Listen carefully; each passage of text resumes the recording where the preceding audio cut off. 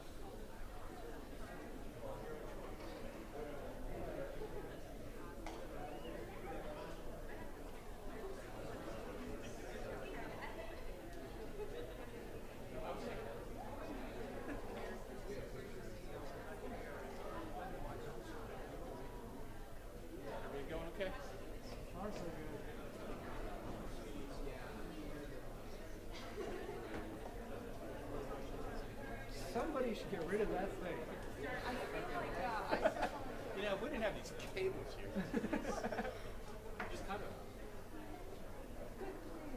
Here you go, Don. Cut the cables. Move the platform.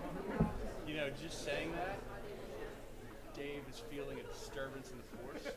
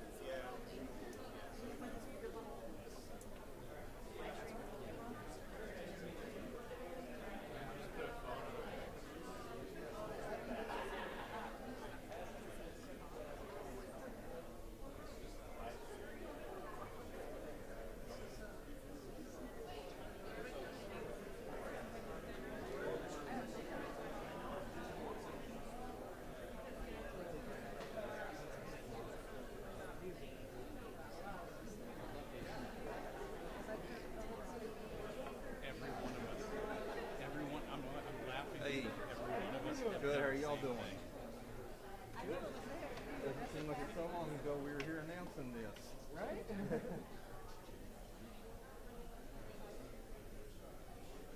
think I've still got that scene saved on my picture. Oh, really? Okay, all right. Can I squeeze back here? Tell you what, I'm just gonna.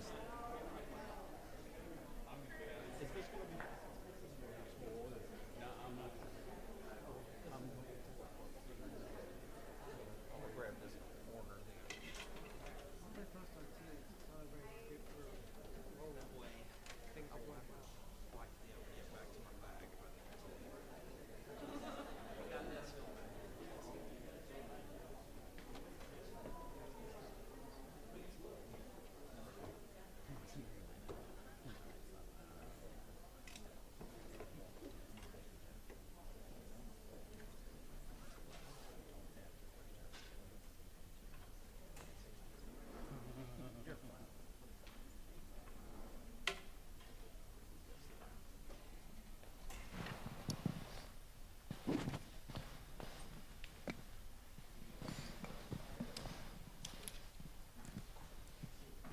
That you alone can direct. We pray for your blessing on our time together this afternoon as we seek to both remember and to look forward to the work of your Holy Spirit among us. It is in the name of Jesus that we pray. Amen. As we commence our conversation with Dr. Brown this afternoon, let me briefly introduce our three alumni panelists. To your far right is Sarah Seaton Cuban, and she is the programming executive for Magnolia Network, which is Discovery's joint venture with Magnolia, which is the home and lifestyle brand by Chip and Joanna Gaines. Since 2012, she has developed programming for HGTV and DIY Network, including House Hunters International and Blog Cabin. An Emmy Award winner, Cuban began her career working in sports production with ESPN, ABC, and NBC Sports. She holds a master's degree from Johns Hopkins University. To Sarah's left is Dr. David Stevens, and he is the CEO Emeritus of the Christian Medical and Dental Association, where he served for 25 years.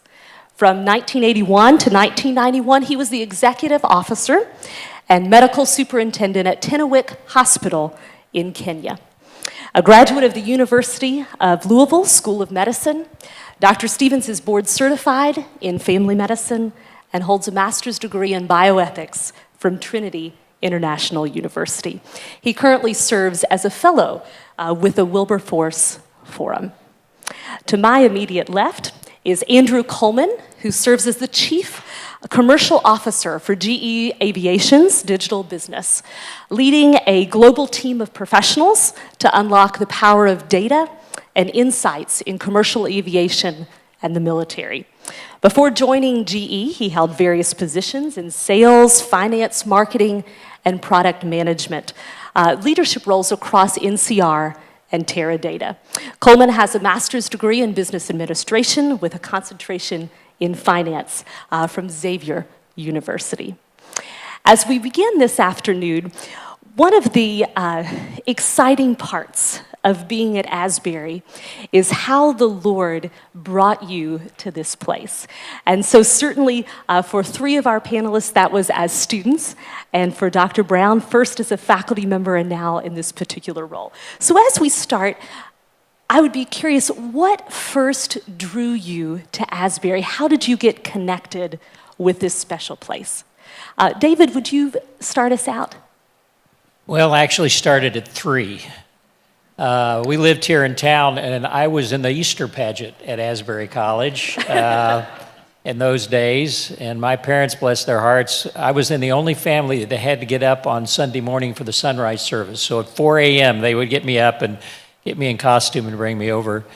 I went away to high school, to a boarding school in Florida. And so Asbury it wasn't a hard choice. I mean, we lived here, participated in many events, and it was coming home for us. And I was a townie, lived at home during those years, and a wonderful decision and a wonderful 4 years. Andrew, what drew you to Asbury? So I took the Jonah route to Asbury. I had gone to Christian schools essentially my whole life.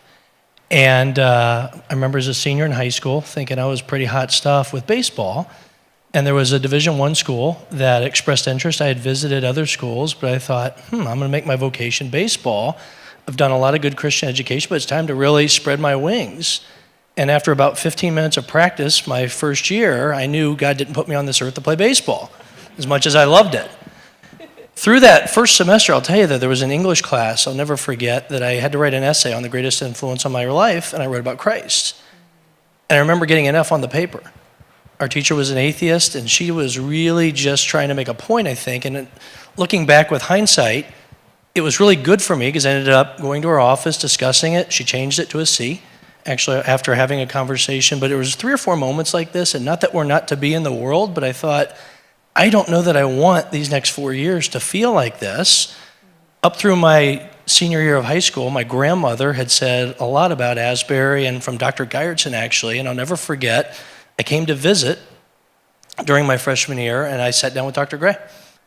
And there was just so many moments where the Holy Spirit couldn't have been more clear, this is where you're supposed to be.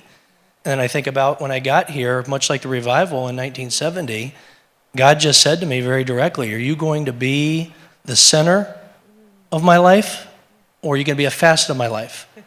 And I'll never, ever forget that moment, because from that moment on, God was put in the center of my life. And so that, I answered more than the question there, but that's what brought me to Asbury. I kind of ran away from it for a while, and the Lord said, nope, this is where you're supposed to be. Sarah, do you have a similar story from birth or running? Not either, but I did have a similar, this is exactly where you're supposed to be moment. I was going to go to Baylor. I was going to follow a cute boy from high school. And, sorry, husband. and April of my senior year, my stepbrother went to Asbury, and he said, you need to go look at it. They have a really good media program.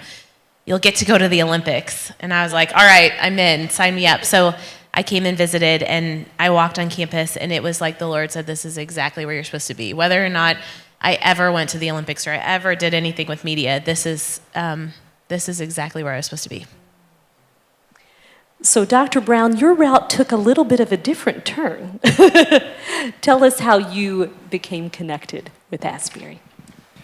Yes, I've always been familiar with Asbury. I grew up in Louisville, Kentucky. That's how that's pronounced, Louisville. At least it's how we say it there. But was primarily familiar with the institution through its theology and reading Dr. Dennis Kinlaw. I was familiar with Asbury Seminary and had read some professors over there as well. The short story of this is that I was connected to Dr. Gray through my father-in-law, I believe in 2005, and she was a banker that had transitioned into teaching business at a faith-based institution, and I was really interested in her story and very interested in Asbury. And so we connected in 2007. She connected me with Dr. Steve Clements, who's in the dean of our School of Arts and Sciences, and he and I stayed in touch. And we would get coffee at least once a year. And in 2012, 2013, he'd made me aware of an opportunity to come, and it was exciting. It was exciting to get back to Kentucky, but specifically to be here, an institution that had a tremendous heritage, tremendous people, one that I was, my theology was consistent with, and to build a business program and join others in doing that. I think if you ask any Asbury alum, any current Asbury student, any faculty member, whether that's past or present, they each have a story of how God directed their life to this place. And I think that's one of the unique characteristics, isn't it, of Asbury? And hearing each of your stories, from running, from almost birth, to through a faculty member that you became connected with. Talk a little bit, and you've already even kind of mentioned this, about how Asbury has impacted you as you've moved forward, whether that's an impact on your own personal life, your spiritual walk, your career. How did Asbury impact you? Sarah, would you start us out on this one? Yeah, I mean, the easy route is to say I was in the media program and I got involved really, right freshman year, working for ESPN or doing what, if they'd post opportunities, I was able to go do those, and it certainly has impacted my career. I would say, actually, I was working in Lexington after I graduated, and it was an Asbury alum who was working in DC who mentored me for a year and then ended up hiring me. And it's how I, continued to progress. But I think it is the people, it's the faculty here, it's the community that I think made the biggest impact on my life. And while I remember my senior year, we read a book called In But Not Of, and it was like this whole idea of it's really easy for Christian parents to send their kids off to be missionaries, but it's really hard to send them to corporate America. And it was the encouragement of my faculty and the people who had mentored me and who had loved me and who had really it firmed up my Christian faith while I was here that launched me into the world and launched me into being able to go into the world and to really see that as a mission field. And I forgot your original question, but I think all that to say, Asbury certainly has had an impact on my life, just because of the career choice that I went and the major that I chose. But I think it solidified who I was in Christ while I was here during those 4 years. And that has made me who I am today as a mom, as a wife, as an employee, as a friend. It changed my whole world. Sarah, you mentioned about the mission field, and that takes a lot of different trajectories for an Asbury graduate. And David, for you, it literally took you to the mission field. Can you speak a little bit to that impact? Yeah, I had felt God's call into medical missions as a senior in high school, and it was just a growing realization. My dad was very involved in short-term missions very early, back in the 60s, and had taken me to Haiti in 1965, and I saw a nurse diagnosing and treating in a clinic because they couldn't get a doctor. And God used that to move in my heart and came in and enrolled in pre-med. Probably the most profound moment for many in my class was 1970 in February, and I was setting up on the right side of the chapel when God began to move. And I was doing lay witness, going up to Eastern Kentucky. I was doing all sorts of things. But God really spoke to me that day, and I came down to the altar because I was still very much in control of my life. I mean, I was going to serve him, and I was taking him everywhere I went, but I was still driving the car. And came down and really committed my life totally to Christ and completely surrendered to him, and never realizing what all that was going to mean in the years to come. And then Asbury had an indirect effect on me in many ways through its graduates. I mean, my junior year, I went and spent the summer with Dr. Ernie Stewart, a graduate of Asbury, who's started Tenwick Hospital.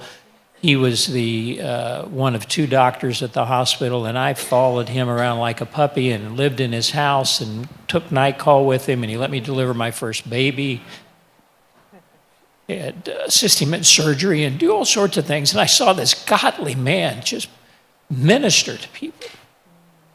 And when I came back, that's what I wanted to be, just like him. I knew where I was going at that point. I knew what I was going to do before then. But that summer had a tremendous impact on my life. And never realizing that, a few years later he would be ill and I would be in charge of the whole hospital and running a 250-bed hospital at the ripe age of 34. So God, there's so many complexes to how Asbury impacts you, and courage and a passion for Christ, an integration, a willingness to engage with the world. And as I seeing going from being a missionary to heading relief work into war zones and epidemics to CMDA and being the voice for 35,000 Christian doctors and dealing with the government and media, all that comes back to being able to engage and have confidence in Christ that started here. And I think all of us have a debt to this institution which we'll never be able to repay, but we pay it through our service to Christ because that's where it should be paid. Andrew, I saw your head nodding as David mentioned the surrendering of self. Tell us a little bit about that and the impact that Asbury has had on you. So he triggered in my mind as he was talking. I remember dating someone, and the relationship just didn't work out. And I remember at the end of the relationship, she said something to me that I to this day, remember. She's like, well, I always kind of knew God was going to have me marry a minister or a missionary, not a business person, because business people just care about making a lot of money. And it really, because God put me on this earth to work in business. And I was listening to Dave talk. Last year, I got to work in every continent but Antarctica. And so I feel like there's really many, many mission fields. Some are more traditional, and some you wear a suit and tie to work every day, but it's still a mission field. And so that was a very defining moment. I would say the other one that to this day I thank God for is when I came to Asbury, my mom, Suzanne Coleman, has been a great influence on my life, but I got a second mom, and that's Dr. Gray. And every Mother's Day, I send her a card to this day, and she sent me a really nice text the other day that just really, really lifted me up. And so I now have two moms for the rest of my life because of Asbury. The impact of Asbury, and Kevin, I think you can speak to this as a faculty member. Can you talk some about the impact that you've been able to have and that your students have had on you as a faculty member during your time here? I'm not sure what impact I could speak to that I've had on the students. Hopefully there's something there. I can absolutely speak to the impact that they have had on me. Students are fascinating, and many of them have a lot to learn still, but their curiosity, their desire to address difficult challenges in the world. I'll tell one story really quickly related to that. We had a speaker in one of my classes, this was years ago, and he was describing how busy he was. And I think he even made the comment that he had to schedule in his calendar time with his family, and told some war stories. And I remember thinking, when I was in college in the 90s, we would have really eaten that up, because you can equate busyness with prestige and importance. But the next day, I saw a student, and I said, hey, what'd you all think of the speaker yesterday? And he kind of, eh. And I said, what's that? What do you mean by that? And he said, that just doesn't seem significant. And I don't know if that's how we want to live our lives. And I don't think it was shunning a corporate environment or anything else. What he was getting at was, we want to do something that's honorific, that is in favor of the common good and honors God. And I was just really impressed with that impulse, and I think it's consistent with our students at Asbury in general. One other thing I would say relative to these other comments too, I don't need to say anything other than community. The community here is amazing. I taught at another Christian institution prior to coming to Asbury. I ate in the cafeteria once in a 4-year period. And just how often you'll see faculty and staff eating with students. In fact, I remember at that institution, a proposal was made in a faculty assembly. It wasn't accepted, but can the faculty have their own coffee shop that is not the same as the students, so that we can be segregated away from them? That would not be a suggestion made here. I'm also very thankful at this institution. I probably work most closely with Dr. Timothy Worcester, and to watch him not be an individual who's committed to what does it mean for us to be an institution with a lot of Christians working in it, but to be a Christian institution, an institution that acts Christianly. And I've never seen a leader of a faith-based school wrestle with that question. What does it mean for institutions to behave and make decisions in Christian ways, not simply facilitate a Christian atmosphere? That's been a tremendous blessing to me as well. Dr. Brown, you have really kind of brought to light this idea of higher education and the time and space where we are right now in that industry. More and more, we're hearing a criticism towards higher education, whether that be cost, speed, relevance. And so as we kind of think about that and how we're preparing our future students for the global marketplace and for 21st century skills and moving forward, how would you say that Asbury is set apart from this common criticism that we hear in higher ed this time where we're living? And how can we best posture ourselves for the future as we think about that? Dr. Brown, do you want to lead us off with that? Yeah, I have a lot of thoughts, but let me limit them to a few. I shared this yesterday with a group. Barry Corey is the president of Biola University, and they are in an environment that would seemingly be more hostile to the idea of faith-based education. And he was asked about this, and he made a really interesting comment. He said, the endurance of Biola as a distinctly faith-based school will be directly proportionate to the perceived social value that we offer to society. And what he was saying there is, we know what we do well, but do we communicate and narrate the necessity of a faith-based institution for our larger communities and for the common good? I think we do. I think we do those things, but that's a great story for us to tell. And I'm not saying that just for Asbury alone, but for all of Christian education, Christian institutions. You wave a magic wand and those are gone overnight. I think there are some significant changes, and we need to be able to speak to that. We did an economic impact study this last fall for that very reason, to be able to speak to the economic impact we give to Kentucky, which is, I think it was 132 million was our annual economic impact. Our cabinet, we saw that number and someone said, how did they arrive upon that? I said, I don't know, let's just assume it's incredibly well done methodology and trustworthy, et cetera. So I think telling that story, again, a lot I could say, but I'm thinking of a chapel that Dr. Stevens did several years ago. And I've never forgotten an illustration you gave of an optometrist, I believe in a Muslim area, who, through specialization, was able to craft some kind of surgical process to where he or she could do, it was some unbelievable number. 175 cataract removals.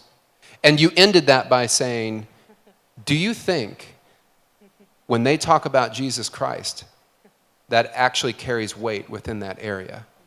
The answer is yes, because there's evidence of excellence. Now, that has funded the currency of the vocabulary that we use to talk about our faith. The other thing I would say related to that is not just excellence in our craft, but the morality that we exhibit, the virtue, the holiness that we offer. I've shared a line by Simon and Garfunkel, those holiness preachers. There's a song, Kathy's song, and at the end of it, it says, I've come to doubt all that I once held as true. I stand alone without belief. The only truth I know is you. That truth was found in a person. And I've always said, holiness and the way we talk about the holy life took for me because I had a picture of someone who could exhibit it. If I would not have had those pictures in my life, I often wonder how that theology, how that philosophy would take.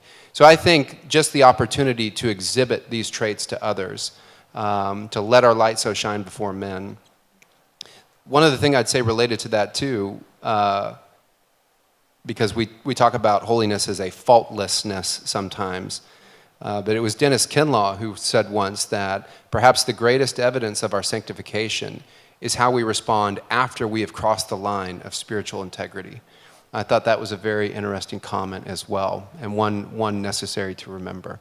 I'll stop there, but I think those are a few things that help our students to demonstrate that they are different, and there's something special about this education and the kind of education we facilitate within the walls of this community. Andrew, you certainly are on the global marketplace and stage on a daily basis with your work at GE. Talk a little bit about what you see as the values and the virtues and the impact that Asbury can have in the particular realm where you serve. Great question. The first thing that he really hit on, I'll drive home as well, is I got to see LeBron James play basketball about a year ago. As I was watching, nobody asked my opinion on basketball, but everybody wanted to talk to him because he was excellent. And so I think by being excellent at what we do, the world is drawn to what's inside, what makes you excellent. So I think you can't miss that first part. Whatever your craft is, find out what God made you to do and then be excellent at it.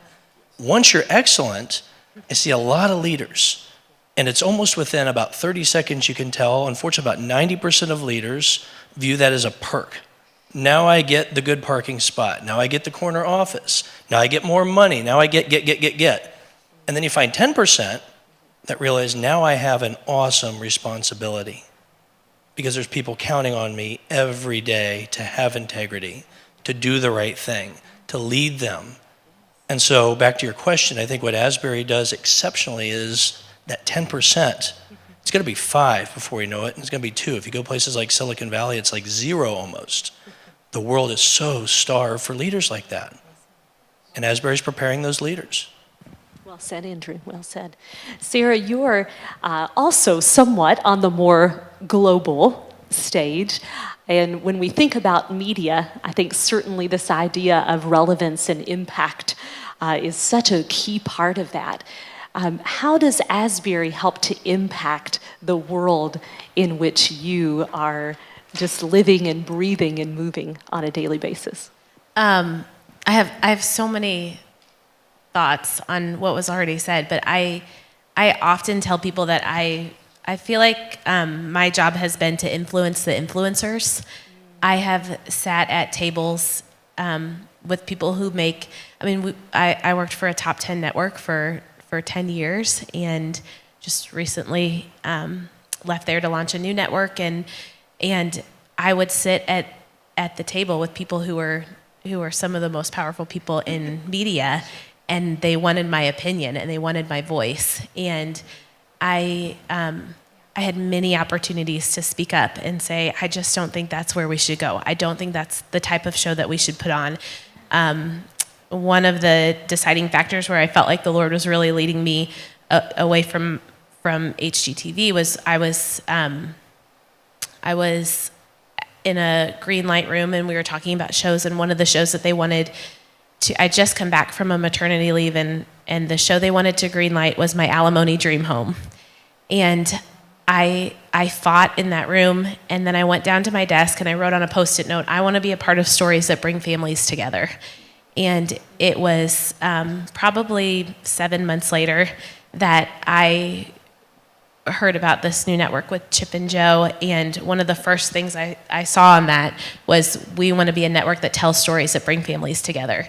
And when I think about this new network that we're about to launch, and I like the stories that we're telling are good stories. Like we want to inspire people to, we want their time to be well spent when they watch TV, if they watch TV, and we want those stories to be good stories that inspire them to go out and do something, and go hug your kids, go put your phone down, go invite your neighbors over to dinner. And I don't know that I would be in the position that I am right now had I not, the Lord works in many ways to get you exactly where you're supposed to be. But I feel like it has been His favor every step of the way. And I don't know that I would have been where I am right now had it not been for Asbury and for higher education and for sitting in these classrooms and not just hearing this is how you make television shows, but hearing this is how you make good television shows. This is how you not just impact people like you impact hearts and you impact lives, and it was through people investing in me and then believing in me and championing me that got me to a point where I believed in myself to start taking big risks and speaking up, and it's just been neat to see like the Lord's favor all along, and so I think those 4 years are so important and so impactful in young people's lives, and to be in a place that feels safe. And we often talk about, like, when I was in school, we talked about the Asbury bubble, and we were just like, we were safe here. And it wasn't that we were, I look back at that time, and I think you can think, oh, it was like this safe, sheltered space, or you can think, oh, this was a safe place that the Lord really protected us, and we grew, and we learned a lot, and it wasn't just for our craft, which I do feel like I have continued to grow and be excellent because of what I've learned here. But I think the Lord really protected our hearts and our minds, and I don't know that I would have gotten here without Asbury being a part of it. Sarah, you mentioned several times the heart and the mind. And that's certainly, I think, when we think back to the purpose and why Asbury University was founded, right? This idea of whole person transformation. And I think often in the 21st century, that may not be language that we utilize as much. But do we see the relevance of this idea of whole person transformation? Is that relevant now in the 21st century and beyond? David, can you speak a little bit to the heart and mind and the whole person transformation? Yeah, transformation happens over time. It's not an instant thing. And what you were talking about, the 4 years and the experiences, and I think about the faculty, Dr. Ray and Winston Smith and others that just had tremendous impact, Dr. Hammond, on my life. Not just what they taught me, but what I saw in them. And that they lived it out. And I remember my dad had always said to me, the greatest investment of a man or woman's life is to invest it in the lives of others. And the other thing he would say is the only thing you're going to take to heaven with you is other people. There's a lot of things you can invest your life in. And I saw that acted out in these individuals and other faculty and administrators here on campus. And I remember one of the really tough times in my life when God brought us back from the mission field. And I wrestled with him for a year. This is what you've called me to do. What are you talking about? There's all kind, And after I came back, Dr. Kinlaw called me up and asked me if I could come down for coffee at his house. I don't drink coffee, but I had some tea. And sat there with Elsie for probably an hour, just encouraging me, praying with me, and saying, David, I see God has something planned for you. What you have seen and realized and acted upon, I want to reaffirm that God has got other things he wants you to do. That type of investment of him in my life, long after I graduated, it had been 15 years, but in the relationships, being here from town with people and seeing how people instilled in me boldness and courage and risk-taking and lifetime learning and all those characteristics, those soft skills that are not knowledge, but leadership. Never thinking I would be leading, 35,000 doctors in the United States and, people know me all around the world. That wasn't my goal. That's not what I want. But I had the models that helped me when those opportunities came to step forward with boldness and courage to do. And that is continual transformation. The transformation starts here, shouldn't end here. And it doesn't. It continues in your life. And that's exciting to see what God does. Absolutely. Absolutely. Andrew, do you have something to add to that? Sure. I remember in high school, actually, they gave out the Total Person Award, and I didn't get it. I thought, man, I must be a half a person. This is awful. No, all kidding aside. I do think Christianity is not something you get to pick. This facet of my life God gets, this day of the week God gets, it's either everything all the time, or frankly, I don't think he wants it at all. And so to me, it's really is, and that match got lit here. I remember, as clear as I'm speaking now, hearing that voice, back to my now, are you going to be Jonah or are you going to be Joseph? Are you going to run or are you going to follow me even when it makes no sense, when you're set in prison for nothing you did wrong? And I haven't done that yet, but Joseph did. And just to have that level of faith and have it to be a 24/7 in everything you do, not just a piece of what you do. Absolutely. Kevin, the topic or theme of our particular time together is this idea of the timeless transformation. And so as we think of this idea of whole person transformation, how do you think that has changed over time, but the message has remained consistent and timeless? Yes, I would just refer back even to my comments this morning that in an age of speed and the velocity of information, I mean, we really are at an extraordinary moment in human history where, for the first time ever, information is accessible to us in any way that we want to have it. And if we look throughout history, we see these pivots that take place of how we attain our information or how it's spread.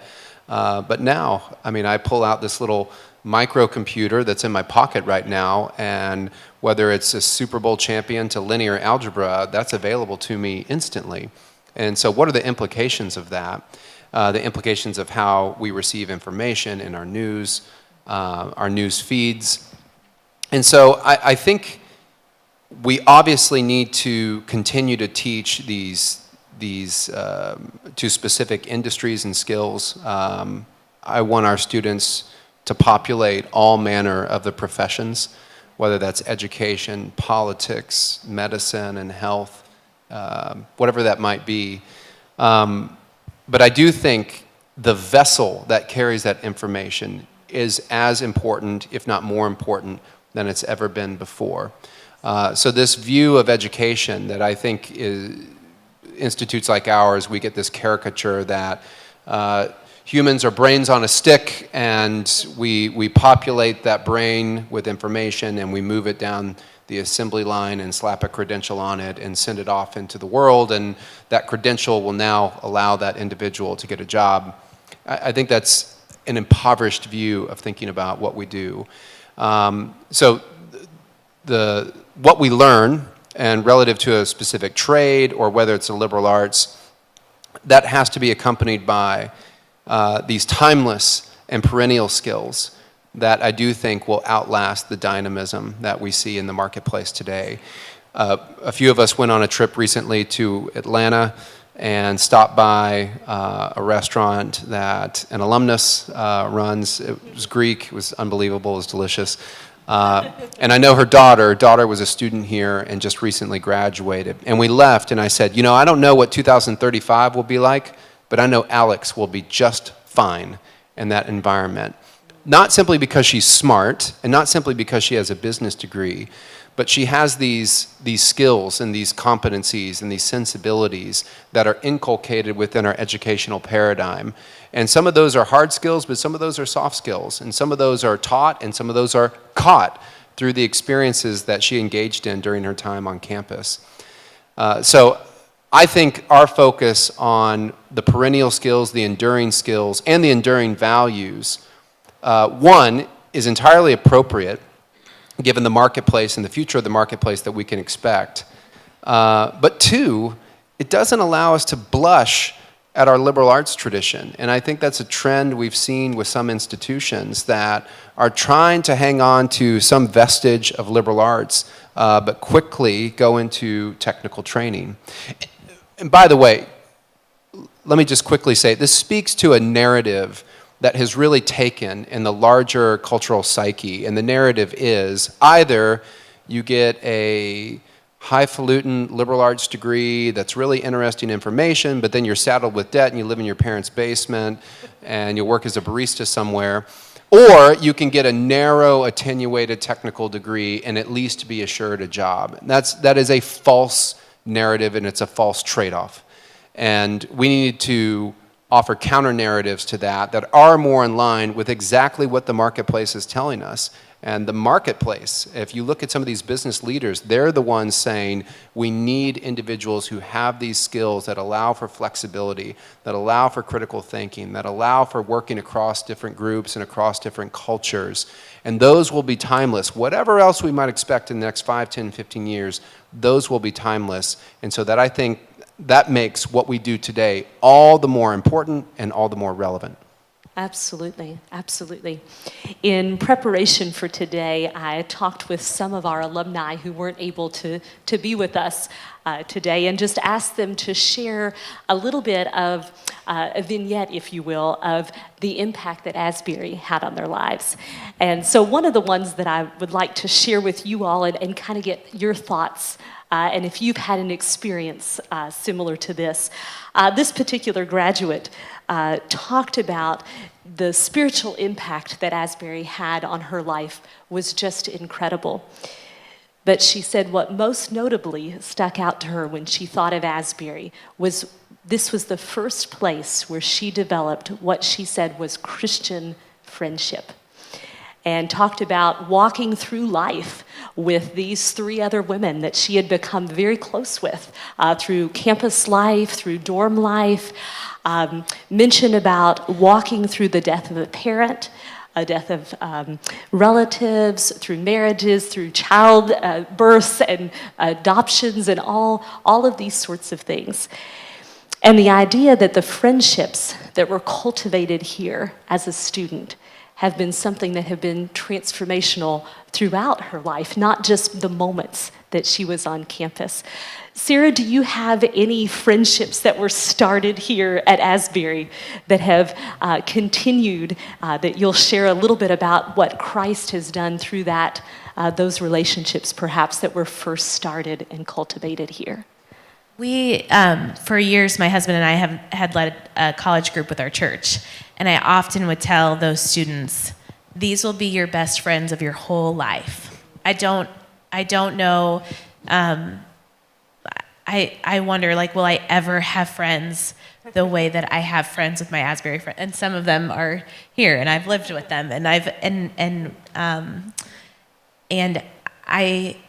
there's something special about living in these halls with these girls that you come in your freshman year. I just remember our freshman year we had 18 freshmen on our hall, and we were loud and we were wild. And I think I'm not kidding. I think I got like a 1.46 on my GPA my first semester, and I remember them calling me and saying, listen, if you don't get this up, you're out. And I'm like, what? How did I get that on my, I did graduate and I have my master's degree. Everything's fine.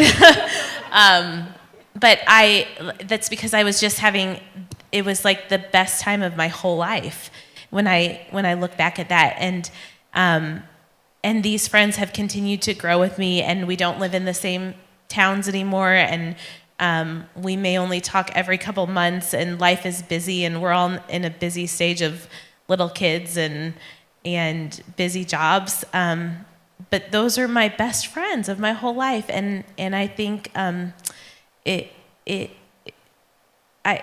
often wonder now that I have kids, and I live in Tennessee, and I think, oh, they could go to school for free for 2 years, But when I look back at what college was to me, it was starting that freshman year in that hall with those girls. And now, even today, I was texting with one. So there's something special. There's something special about this place and the friendships that you make here. Now, David, you've had just 1 or 2 additional years to Sarah to cultivate these friendships. Can you talk a little bit about friendships that have endured for you? Different than most because I never lived in the dorm, which lived at home. I was glad to get home. I'd been at boarding school for 4 years. Mom was doing the laundry and the cooking, and I could get in the refrigerator in the middle of the night. But lots of good friends and colleagues and people that I still keep in touch with, especially those of us who were in the library when everybody else was at the ball game, the pre-meds and those type of things, and followed some of them, the same med school that I was. And then the larger network of Asbury alumni, which with all my travels around the world, I meet it all over the place, and you have an instant friendship. And I mean, it's not a superficial one because you have that commonality of that experience that others don't have. And you meet them everywhere. It's amazing. And across the U.S., find some sort of connection that we were just talking beforehand, and she went to school with two of my kids. And I mean, there's an instant connection there that we're sharing stories about what they're doing and what she's doing. So, and I'll carry those back because you want to keep those connections. You want to keep it going. It's nurturing. It's refreshing when those are found. So, yeah, it's been a very important part of my life. I remember when I graduated, my mom was kind of choked up, and I thought she was just proud of me. It was a good day. She thought I'd meet my wife here, and that didn't happen, and she was a little bit of a wreck. And it worked out okay. But that said, my three best friends on earth came out of Johnson West. One sits out of plant, John Myers right there. And we're in a season of life we're not together nearly as much now as we used to be, and I think that season will come and go, and we'll be back together more. But I'm a leap year baby. I turned 11 last weekend, so it's a good feeling. When I turned 10, John and Spencer surprised me and showed up in California. We're standing behind the 18th green waiting for me. I was with my dad and my brother.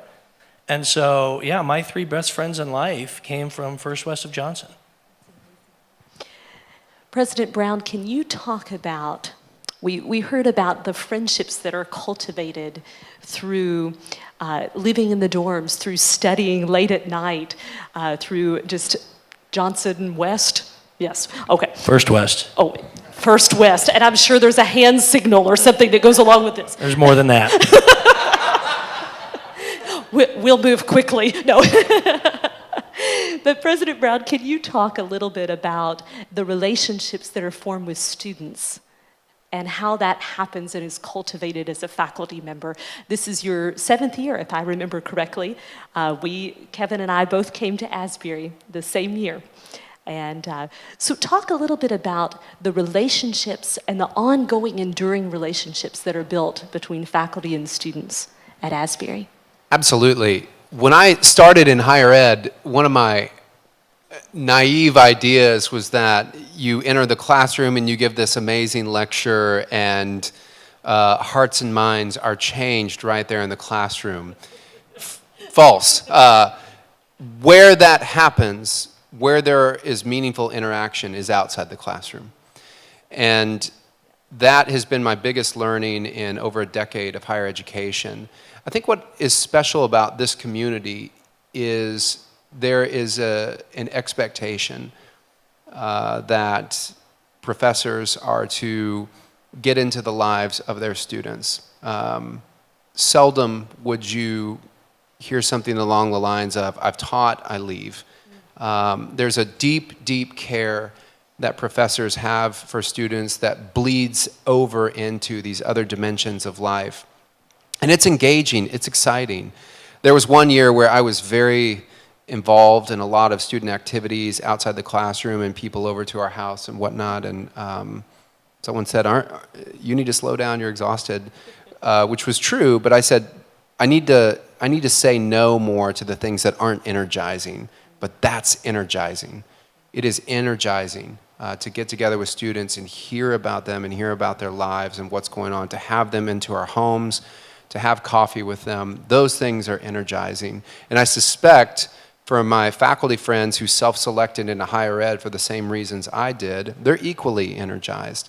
That is a secret sauce of our institution. And every school says that. Our faculty make the difference. It really is true. And I think it's one of those things you don't get a sense of it until you actually see it up front and participate in it. David, you mentioned the connection with Dennis Kinlaw and both he and Elsie having you over to their home. I'm curious, Sarah and Andrew, is there a particular faculty member or a staff member or an administrator that during your time on campus just really impacted you? Wow, who's out there? Just checking.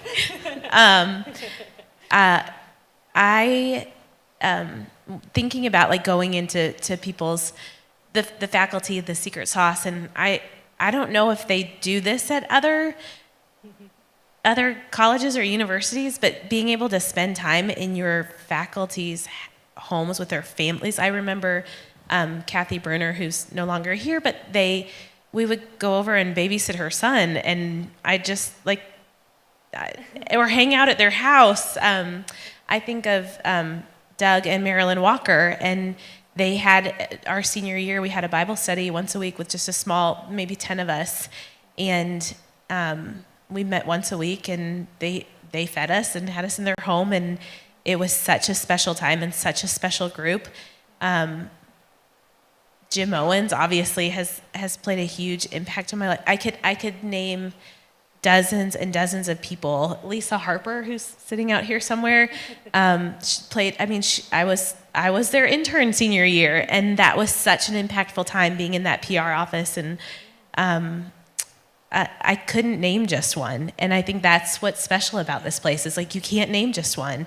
Everywhere you go, it's like it was more than just a student-teacher relationship. It was, this is family, this is community, and I don't know that you get that anywhere else.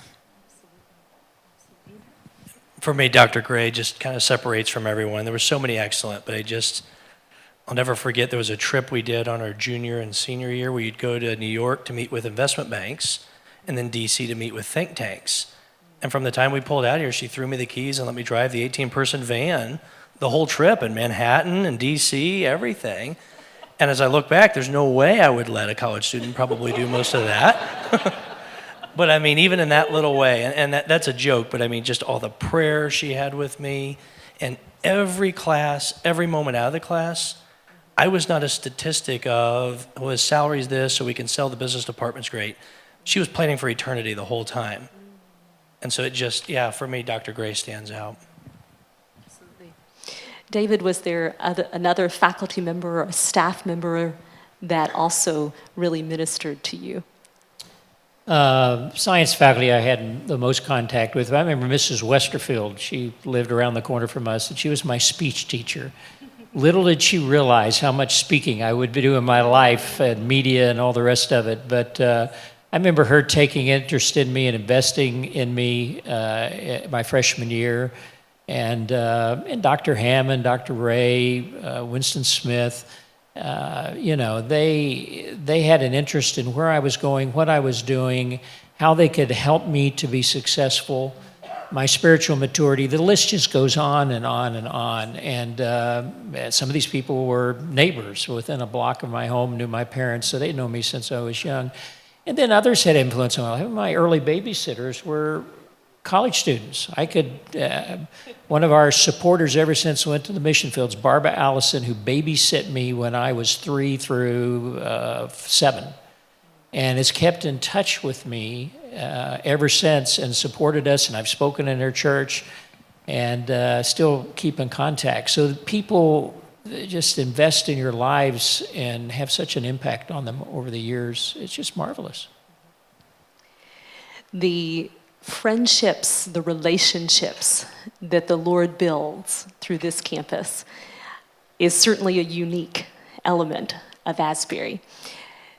Another unique element of Asbury are the words that we see across the top of Hughes Auditorium the moment that you walk through the doors. The idea of holiness unto the Lord. And I think for each of you, you've talked this afternoon about the connection of the heart and the head, the impact that Christ had on your life through this place. And many would say that the call to holiness is something that was former, right? That the old holiness preachers spoke about.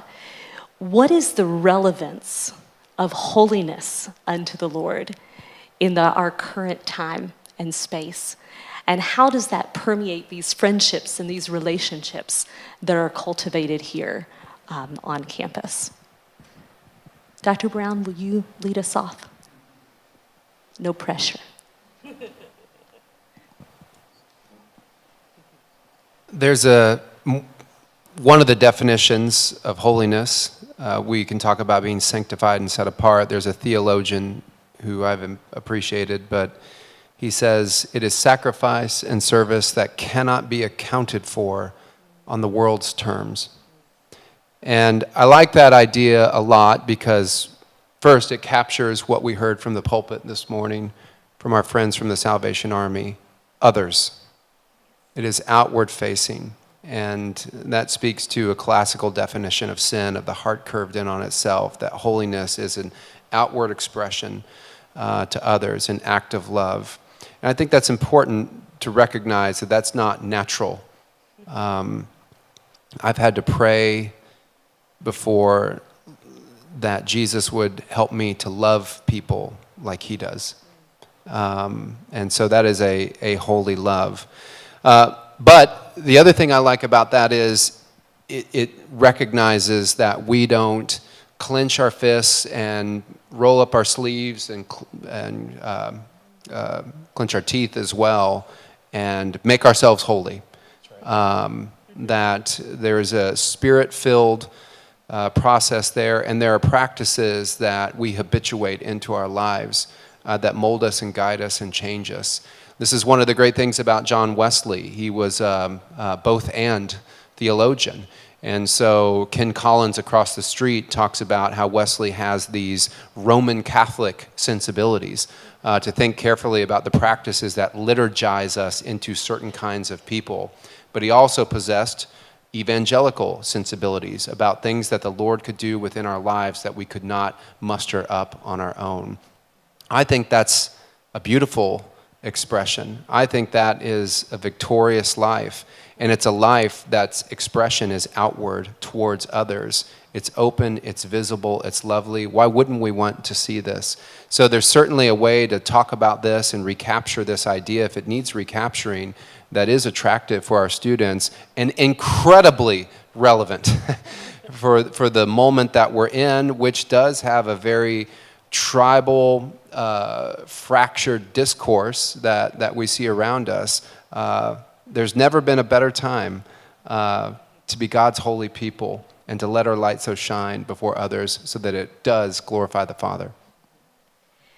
And I think that everyone that is seated here this afternoon would give testimony to how each of you have done just that you've allowed your light to shine in a variety of different avenues over many different states, countries around the world, and proclaiming what it means to be holy people in the 21st century.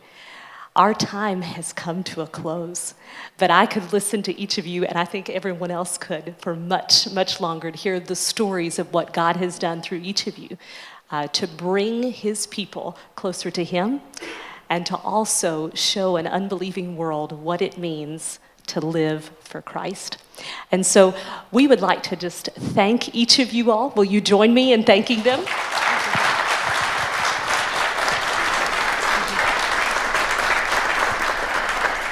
And we thank each of you for coming in and just listening in on this conversation. And blessings to each of you for the remainder of our time today as we celebrate this special Inauguration Day. Blessings in Christ.